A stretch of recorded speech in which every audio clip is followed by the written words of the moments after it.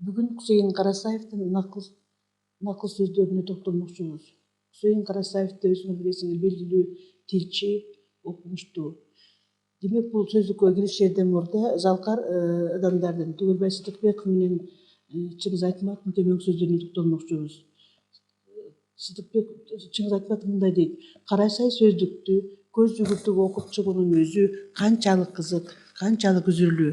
Эне тилибиздин өзүнчө бир тарыхы болгон бул кол жазманы кызыгуу менен окуп чыктым жана башкаларга да көпчүлүккө тааныш үчүн ушундай мүмкүнчүлүктөр болсо деген тилекте калдым, дейт Чыңгыз Айтматов. Ал эми Сыдыкбеков кол жазмадан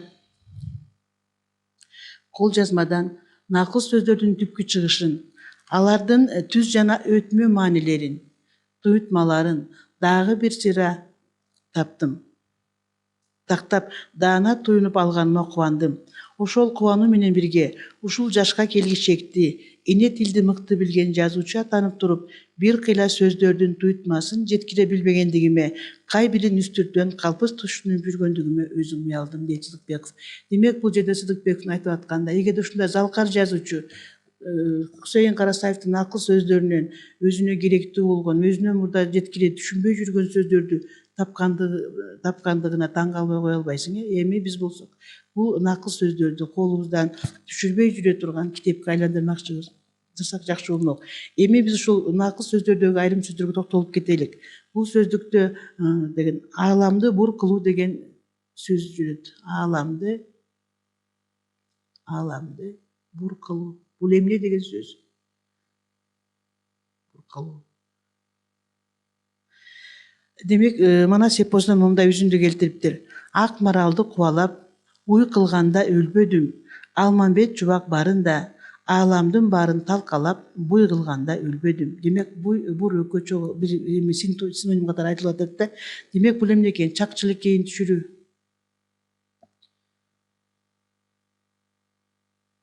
Чакчылекейин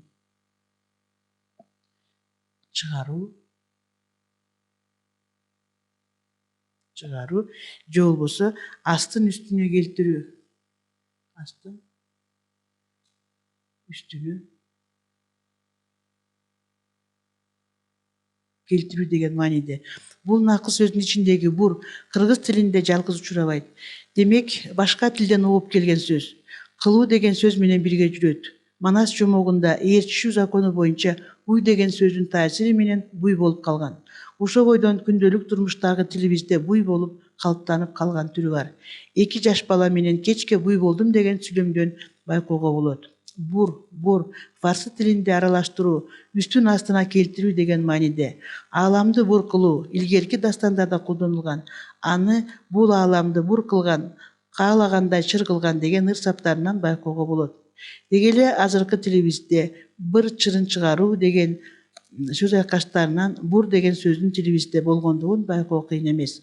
Аалам арабтын сөзү, жаратылыш деген мааниде.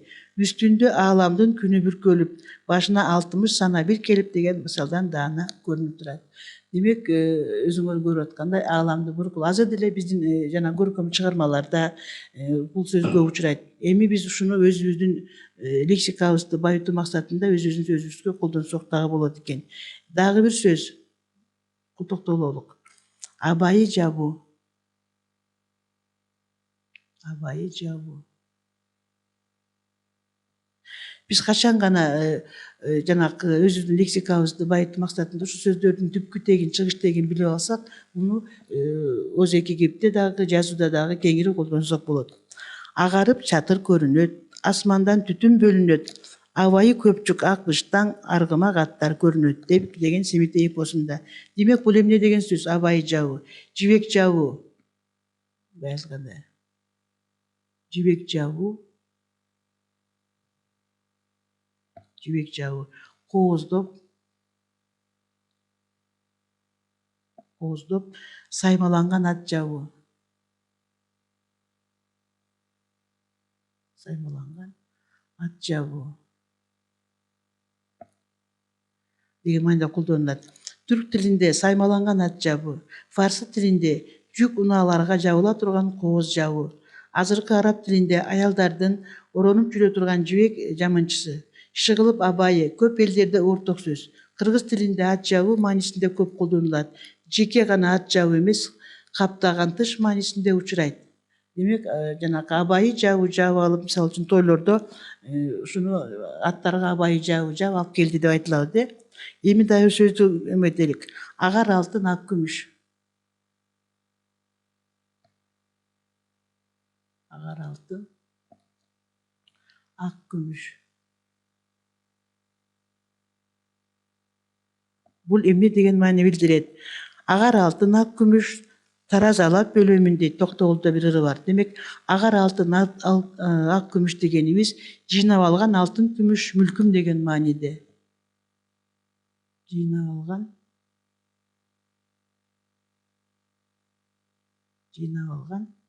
алтын, күмүш, мүлкүм. Алтын, күмүш, мүлкүм. Агар агып турган эмес, ахмар деген сөздөн түрүлөт. Ахмар араб тилинде кызыл, кызгылт деген мааниде, же арабтын асфара деген сөзүнөн сары деген мааниде. Ошентип ахмар алтын, ак күмүш деген бир аз өзгөрүлүп агар алтын болуп калган. Андан кийинки дагы бир эмеге токтолуп кетелик. Мисалы үчүн адиден ашуу. Адиден ашуу деген сөздү алалык. Буга мындай мисал келтирет. Бул эми Токтогулдан мисал келтириптир. Адиден ашкан болушсуң, кыласың күндө жыйынды. Оокаты жок кедейге өз оюңдан чыгарып саласың күндө чыгымды. Адиден ашуу бул чегинен ашып кетүү. Чегинен ашып кетүү. Чегинен ашып кетүү, ашынып кетүү деген мааниде. Бул ади арабтын хадди деген сөзүнөн чек деген мааниде. Демек, эгерде бир тентек кылып атса, сүйлөп атса дегил бардык нерседен чегинен ашып кеткенде ушундай адиден ашуу деген сөз колдонулат экен. Эми ак тилек деген сөздү алалык. Биз бул сөздү турмушубузда абдан эле көп колдонобуз. Ак тилек. Мүмкүн болушунча мына ушул сөздөрдү биздин өзүбүздүн лексикабызда кенен колдонсок, өзүбүздүн сөз байлыгыбыздын кенендигин, кругозорубуздун кенендигин дагы далилдей алат элек. Бул чыныгы жакшы ой дегенди билдирет. Чыныгы жакшы ой. Жакшы ой. Арамы жок